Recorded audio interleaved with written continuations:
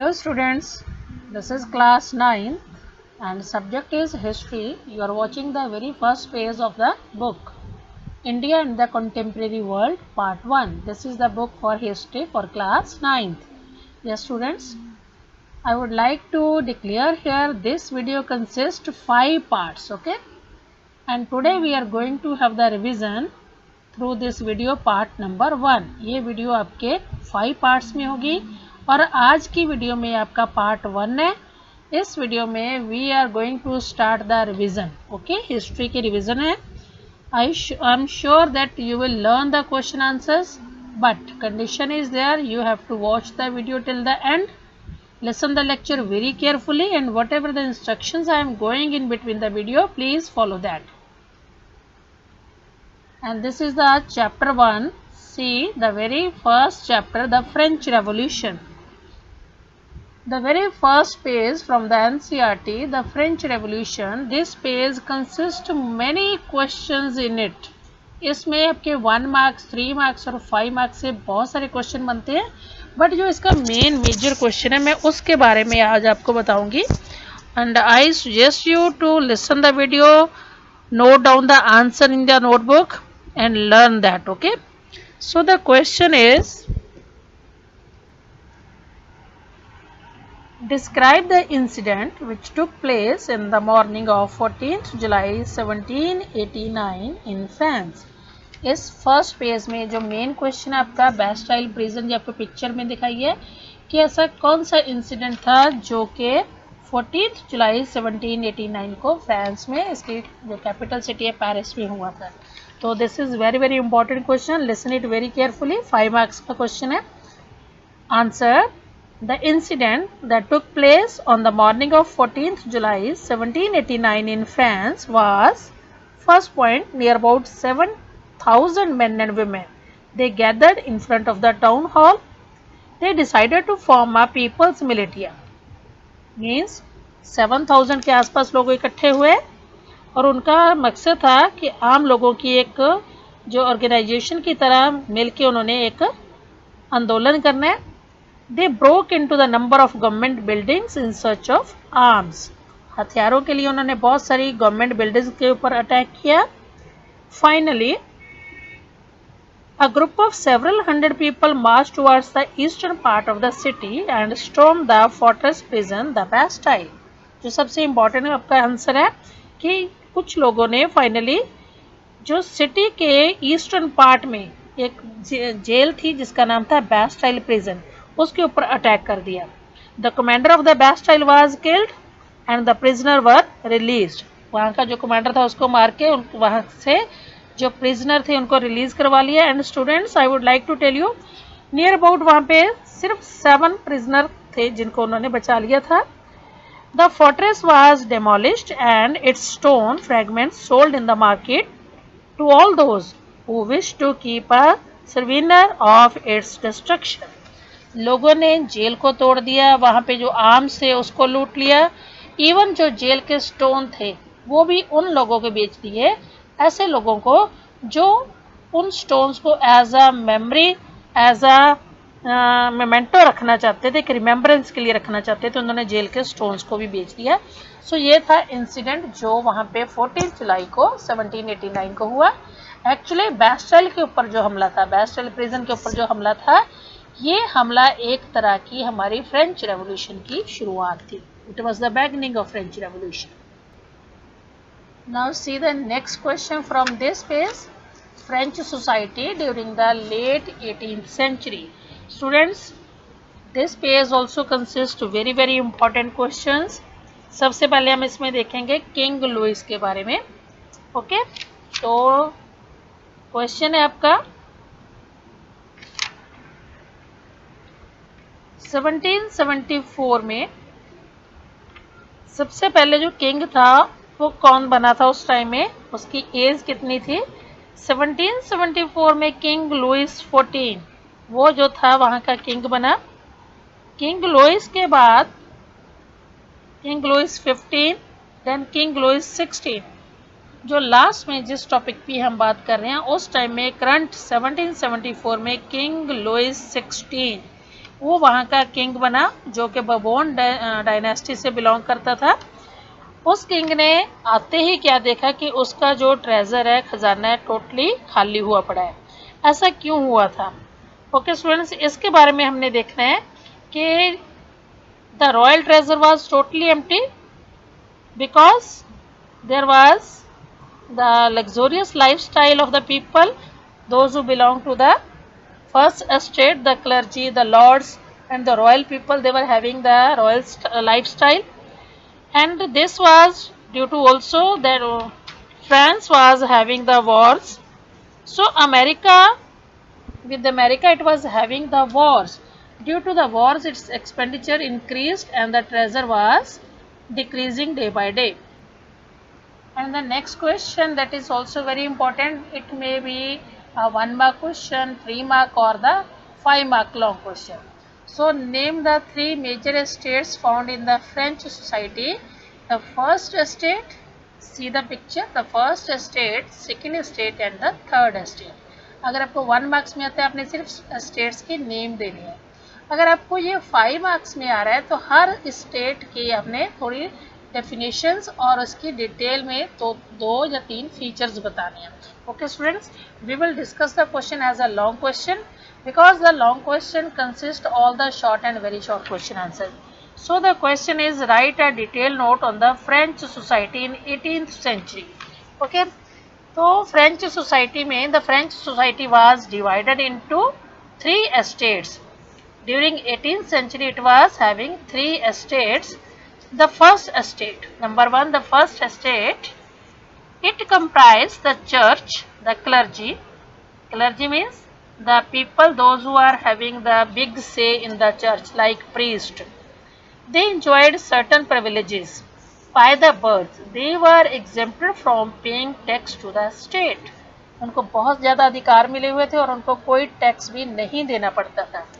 Second है हमारा second estate, दूसरा हमारा इसका नंबर है second estate. Second estate consist of the nobles and the other rich member. They were also exempted from paying taxes. They also enjoyed feudal privileges. Feudal means the landlord system. जिनके पास बहुत ज़्यादा land है उनके आगे landless workers या tenants उनके आगे काम करते हैं, तो ये था फ्यूडल सिस्टम. सेकेंड एस्टेट में फ्यूडल्स थे, लैंडलॉर्ड्स थे. They were also paid feudal dues from the peasants. और वो peasants से कर, टैक्सेस और जो भी बकाया राशि होती थी वो इकट्ठी करते थे. नेक्स्ट हमारा पॉइंट है third estate. About 90% of the population was peasant. They were obliged to work in the fields of their landlords as well as in the houses and also serve in the army. They were paying all direct and indirect taxes. So there were 2 taxes, students. We will discuss about these taxes in the next question. So these taxes, overall these taxes were paid by the third estate people. So we can say there was a burden of taxes over the third estate. So these people, they used to pay the taxes as well as they serve the army also. So the condition or the lifestyle of these people was very miserable. Now let's discuss about the third question. Name the direct or indirect taxes. See students, the new words, the definitions are given here. This is also a very important question. Direct and indirect taxes we will discuss. There was 2 taxes. Number 1 tax, that is tithe, T-I-T-H-E, tithe. This tax was levied by the church, comprising 1/10 of the agriculture produce. ये tax direct tax church को देते थे लोग. कितना tax देना पड़ता था? 1/10 of the agricultural produce. जिसकी जितनी एग्रीकल्चर प्रोडक्शन थी उसका 1/10 they have to pay as a tax. This tax was given to the church. ये सीधा चर्च को पे करते थे. सेकेंड हमारा टैक्स है टेले. टेले जो टैक्स था ये सीधा राजा को देते थे, स्टेट को देते थे. This tax was also known as the direct tax because it was directly given to the king. Next इसमें एक आपका important keyword है livre. Livre क्या था students? Livre was the unit of currency in France. Okay, but it discontinued in 1794, वहाँ की currency का unit था ये। नेक्स्ट आपका इंपॉर्टेंट वर्ड है क्लर्जी। क्लर्जी कौन थे? It was a group of persons invested with the special functions in the church. Church के कुछ खास अधिकारी थे, जैसे हम चर्च का फादर बोलते हैं, चर्च के प्रीस्ट बोलते हैं। These were the special people who were having the special rights with in the church. So these were the very important question answer from this page. This picture shows the person paying the taxes. See here. Actually taxation policy क्या थी? What was the taxation policy? जो अभी हमने recently discuss किया है। Taxation policy को हम वही same matter लिख सकते हैं। The taxation policy, the French was divided into 3 states. The first and second estates, they were exempted from the taxes. Only the third estate, they have to pay the taxes. Near about 1/10 of their total agriculture production was given as a tax. And these were the taxes: direct and indirect tax. Direct tax, tally, that was directly given to state. Tithe, it was given to the church. So this was the taxation policy. 90% population of the third estate, they had to pay the taxes. Now students, we will discuss what were the conditions of the people in the 3 estates during the 18th century in the French society. Actually we already have discussed the name of the estate: first estate, second estate and third estate. First estate and second estate, they were having more benefits, they were enjoying more privileges, उनको सबसे ज़्यादा rights और सहूलतें मिली हुई थी. Near about 60% of the land that was enjoyed with the first and second class estate people, okay.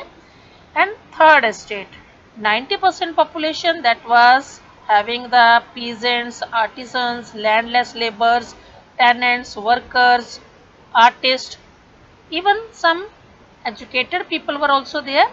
So in the third estate, middle class people were there. They did all the works and pay the taxes. But the middle class people, they were educated people. This middle class society includes the lawyers, doctors, judges, rich businessmen. Actually they had no political rights. They dreamt of society based on merit. They provided leadership, but they were not having any political right. So this was the condition and privileges during the 18th century in the French society. Now see students, the heading the struggle to survive. इस topic में क्या है कि France की जो population है बहुत ज़्यादा इंक्रीज हो गई थी, 23 मिलियन थी 1715 में, और ये बढ़कर कितनी होगी? 28 मिलियन होगी 1789. सो population was increased but the sources were limited, land production was limited. So this created the subsistence crisis. What is the meaning of subsistence crisis? Actually this is a situation, it is an extreme situation when the basic needs of the livelihood are endangered. जब उनकी basic needs भी पूरी नहीं होती, उसको भी खतरा हो जाता है. So that condition, that type of the situation is known as subsistence crisis. Let's have the detail of the subsistence crisis. क्या हुआ था, कैसे हुआ था? See the picture here, this is the graphical presentation, you have to fill it. It depicts the subsistence crisis. सबसे पहले bad harvest, मतलब जो क्रॉप्स की हार्वेस्टिंग है बहुत कम हुई थी. बैड हार्वेस्ट की वजह से क्या आएगा? लेस फूड प्रोडक्शन होगी. फूड प्रोडक्शन लेस है तो उसकी क्या होगी? प्राइसेस विल गो अप, और वो जो है लॉन्ग टाइम तक लोग उसको परचेज नहीं कर पाएंगे. जो परचेज नहीं कर पाएंगे that will create the starvation, मतलब people start to die due to hunger. Starvation की कंडीशन शुरू हो जाती है. अगर जो बच भी जाते हैं तो वहाँ पे कंपटीशन शुरू हो जाता है. Those who are going to pay the high prices, उनके लिए बहुत ज़्यादा कंपटीशन शुरू हो जाएगा. हार्वेस्ट की वजह से, लो हार्वेस्ट की वजह से क्या हुआ? एपिडेमिक्स क्रिएट होगी, क्योंकि लोग भूख से मरने लगे तो डिजीज़ फैलेंगे, एपिडेमिक्स फैलेंगे. उस टाइम कुछ बैड हार्वेस्ट ये भी था कि रेनफॉल बहुत कम हुई थी. सो ऐसी वजह से एपिडेमिक्स हैं, ड्रॉट्स पड़ गए हैं, गवर्नमेंट की इतनी अच्छी फैसिलिटीज़ नहीं है थर्ड स्टेट को। तो ये सारी कंडीशन एक ऐसी सिचुएशन क्रिएट करती है when the people are even craving for the basic needs, उनको बेसिक नीड्स भी नहीं मिल पाती। So this was the subsistence crisis, and this subsistence crisis was the main root cause to the French revolution, because जो king था वो उनकी needs पूरा नहीं कर रहा था, किंग उनको एक्सप्लॉइट कर रहा था, टैक्सेस का बर्डन लोगों के ऊपर बहुत था, और सबसे ज़्यादा हो गया सबसिस्टेंस क्राइसिस का reason. So in this page see it very carefully, जब लोगों में बहुत ज़्यादा परेशानी बढ़ गई है और मिडिल क्लास में जो एजुकेटेड पीपल थे, जिसमें लॉयर्स, थिंकर्स, फिलोसफर्स और टीचर्स थे, लेक्चरर्स थे, ये लोगों का सोसाइटी में बहुत ग्रेट कंट्रीब्यूशन रहा टू मेकिंग और to creating the awakening among the people. उनमें एक अवेयरनेस क्रिएट की। कैसे क्रिएट की? फिलोसफर्स ने कुछ नए आइडियाज़ दिए, कुछ फिलोसफर्स की बुक्स, उनके आइडियाज़, उनकी फिलोसफीज इतनी फेमस हो गई कि लोगों में एक अवेयरनेस, एक अवेकनिंग आ गई, उनको पता चला कि उनके राइट्स क्या हैं, उनकी कितनी इम्पोर्टेंस है कंट्री में। तो ये सारी जो बुक्स थी, फिलोसफर का जो रोल था, that was considered very important in the French revolution. तो स्टूडेंट, ये आपका सबसे इम्पॉर्टेंट क्वेश्चन है। Describe the role of the philosopher कौन से थे? John Locke, Rousseau, Montesquieu. They had the great contribution in spreading awareness among the people of French society. तो अब इनका रोल क्या था, किसने कौन सी बुक लिखी? सबसे पहले बात करते हैं gene lock. Jean Locke sought to refer the doctrine of divine and absolute rights of rulers in his book Two Treatises of Government. John Locke ने एक बुक लिखी टू ट्रीटीज ऑफ गवर्नमेंट, जिसमें उसने एक जो रूलर था उसकी limits लिखी, उसके राइट्स लिखे, उसको कितने राइट मिलने चाहिए। उसके बाद था दूसरा जॉन जैकिस रूसो, इसको हम रूसो भी बोल देते हैं, फिलोसफर था फ्रेंच का।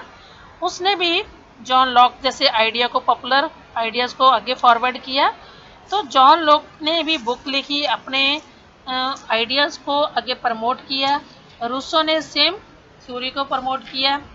ठीक है। तो मोंटेस्क्यू जो था, थर्ड जो इसका इम्पोर्टेंट फिलोसफर था, मोंटेस्क्यू ने डिवीज़न ऑफ पावर बताई कि गवर्नमेंट में डिवीज़न ऑफ पावर होनी चाहिए, सारी पावर एक के हाथ में नहीं होनी चाहिए, 3 ऑर्गन्स होनी चाहिए, लेजिस्लेटर, एग्जीक्यूटिव और जुडिशरी। तो उसने आइडियाज़ अपनी बुक में प्रपोज किए। उसकी बुक का नेम था the spirit of law. Spirit of law के अकॉर्डिंग क्या था कि डिवीज़न ऑफ पावर होनी चाहिए, जुडिशरी के हाथ में जो डिसीज़न होने चाहिए, लोगों को जस्टिस मिलना चाहिए। इस वजह से जितने भी लोग थे सबको जस्टिस मिलेगा और किसी के साथ उनको एक्सप्लॉइट नहीं करेंगे। तो जितने भी ये सारे आइडियाज़ थे students, these ideas became very popular. Actually, these were discussed by the common people in the public places like saloons, coffees, or tea stalls. These ideas promoted the freedom struggle and it led to the French Revolution. So students, in the first part इतना ही आपके लिए main question है, जो आपका first topic था book से। I would like to suggest you to read the book and read the chapter, especially the topic wise chapter you should read, and listen the video very carefully. Whatever the questions I am saying, listen these question answers, and along with this PDF, along with this video, I am going to send a PDF also. Okay, so give the answers and learn those questions. So second part leke we will be soon there with you to be continue with the second part. Till that, stay connected. Thank you students for listening it. Don't forget to subscribe the channel.